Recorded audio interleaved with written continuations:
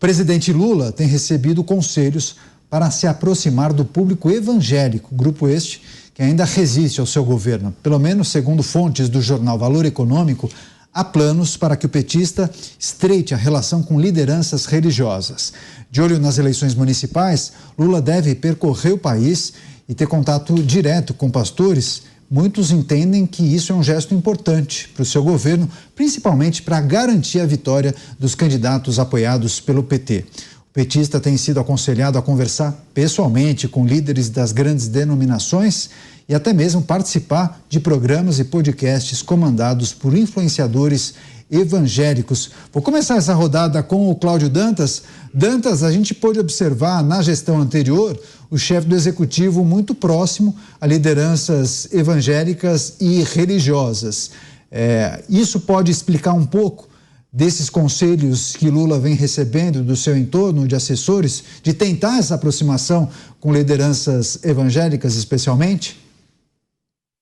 Sim, nós temos o próprio Partido Republicano, Republicanos, que se aproximou do governo atual e é um partido de base evangélica, ligado a uma das lideranças da igreja evangélica. O eleitorado evangélico, ele é visto aí realmente como um eleitorado fundamental por qualquer político. Nós estamos em ano eleitoral, é bom lembrar, 30% do eleitorado brasileiro hoje é evangélico. Então ele é um contingente enorme que faz toda a diferença numa eleição, seja ela qual for. No caso aí a municipal, mais importante ainda, né, porque as igrejas estão espalhadas, os templos estão espalhados aí nos municípios pelo país inteiro, então acaba tendo aí uma capilaridade fundamental para uma eleição. E tudo que o político quer é que essas lideranças religiosas elas sirvam de cabo eleitoral. Eu não sei se essa aproximação será facilmente aceita pelo fiel, porque esse vai e volta, né, de articulação política, de alianças entre lideranças, os líderes da igreja, de várias das denominações dessas igrejas, com políticos, isso já tem um efeito de provocar desconfiança, de rejeição de muitos fiéis. Nós vimos isso acontecer, por quê? Porque nós temos lideranças evangélicas que já apoiaram o Lula no passado, depois passaram a apoiar o Bolsonaro e aí agora voltam a apoiar o Lula. Então, o fiel, ele que tem ali um perfil conservador, ele passa a não se identificar mais com essas lideranças. Então, é preciso saber se essa aproximação com lideranças não quer dizer aproximação com o eleitorado. São coisas diferentes. E o eleitorado está mais ativo, mais ligado, mais consciente, né, da atuação dessas lideranças. Então, essas lideranças devem ter muito cuidado com a movimentação que fazem, porque elas podem passar a ser rejeitadas pelo próprio fiel. Esse eu acho que é o ponto crucial, viu, Dantas? Mota, as pautas da esquerda têm a ver com as pautas dos evangélicos? Não. Na verdade, as principais pautas da esquerda conflitam com os principais ensinamentos do cristianismo. Tem muita gente que faz essa confusão, né? Tem muita gente que diz que os cristãos primitivos eram comunistas porque eles tinham um sistema socialista onde tudo era em comum. Na verdade, isso é uma interpretação errada, porque, na verdade, o cristianismo prega a caridade, que é uma coisa essencialmente voluntária. Então, você ajuda o próximo porque você ama o próximo como a si mesmo. Me parece que a melhor estratégia para se aproximar dos evangélicos seria seguir o evangelho. Um bom lugar para começar seriam os 10 mandamentos. Você, Alan Gani, também quero pedir sua análise e avaliação. Será que a gente vai observar o atual presidente da República participando daqueles cultos, naqueles templos grandes, das várias denominações religiosas? A gente viu isso nas últimas eleições, mas de um candidato especificamente, né? Exatamente. A relação do ex-presidente Jair Bolsonaro com os evangélicos ou com os cristãos de uma maneira geral era uma relação bastante orgânica e natural. Então, hoje na política, a autenticidade conta muito. Então, via-se ali uma autenticidade. Por quê? Porque os valores eram parecidos, né? Então, o presidente Jair Bolsonaro é contrário ao aborto, ele coloca no seu discurso Deus acima de tudo. Então vai ao encontro ao discurso evangélico. Essa relação se torna muito natural e sinérgica. Diferentemente do discurso político da esquerda e dessa aproximação com os evangélicos. Por quê?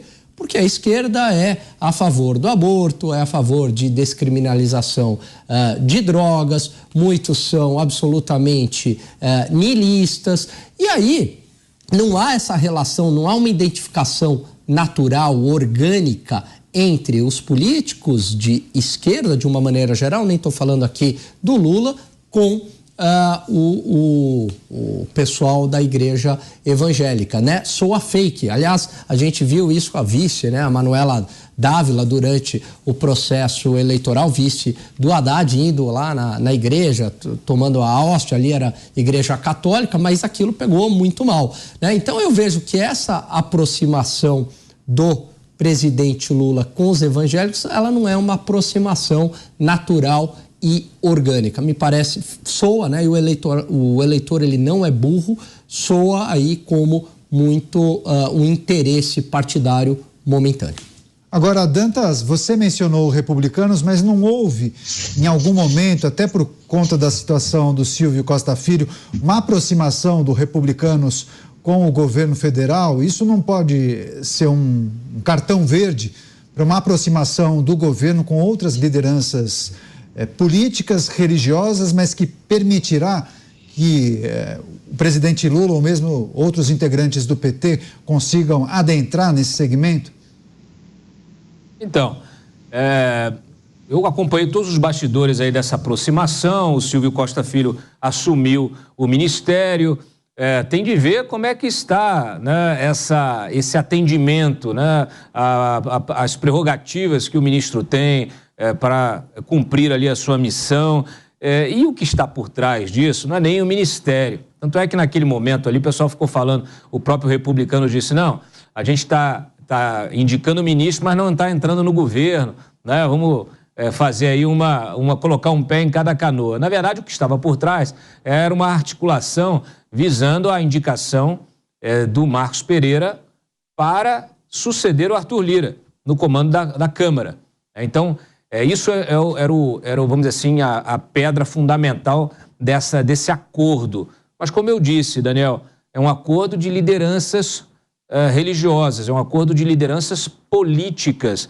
E como bem complementaram aí os meus colegas de bancada, o fiel, o eleitor, o cidadão, hoje ele está muito mais ligado, né, naqueles princípios que de forma orgânica o identificam com determinada liderança, né? Então ele olha aquilo, se ele não se convencer de que há autenticidade, como bem disse o Gani aí, ele simplesmente vira a cara e rejeita.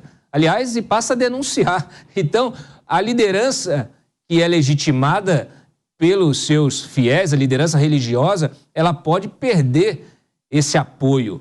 Ela pode deixar de ser uma liderança que realmente tenha, né, esse poder de fala, né, essa capacidade de dizer, olha, vamos por aqui, né, o pastor, né, o líder do rebanho. Nós sabemos que se for dado um passo em falso aí, esses líderes religiosos, eles podem se dar mal. Pois é curioso, porque raramente, né, Mota, nós vemos, sei lá, pastores, bispos, missionários, filiados a essas legendas mais à esquerda, né? Eles sempre procuram partidos mais à direita, mais conservadores, aquelas siglas que defendem as pautas dos cristãos, dos conservadores. É o caminho natural. É preciso uma ginástica moral excepcional para justificar um alinhamento, né, de alguém que se diz cristão, católico, evangélico, com pautas socialistas. A gente vê isso acontecendo, né? Tem uma ou outra figura aí que se aproveita da ignorância das pessoas, ignorância em relação ao que é cristianismo e em relação ao que é socialismo. Então, a pessoa não entende direito nenhuma coisa nem outra e cai nessa armadilha de achar que é possível combinar as duas coisas. É possível ser socialista, é possível ser cristão ao mesmo tempo, é possível ser de esquerda, é possível ser católico. E desse emaranhado confuso nascem coisas como a teologia da libertação, que é um marxismo adaptado à igreja, ou um cristianismo adaptado ao comunismo. É uma confusão completa, moral, lógica e intelectual.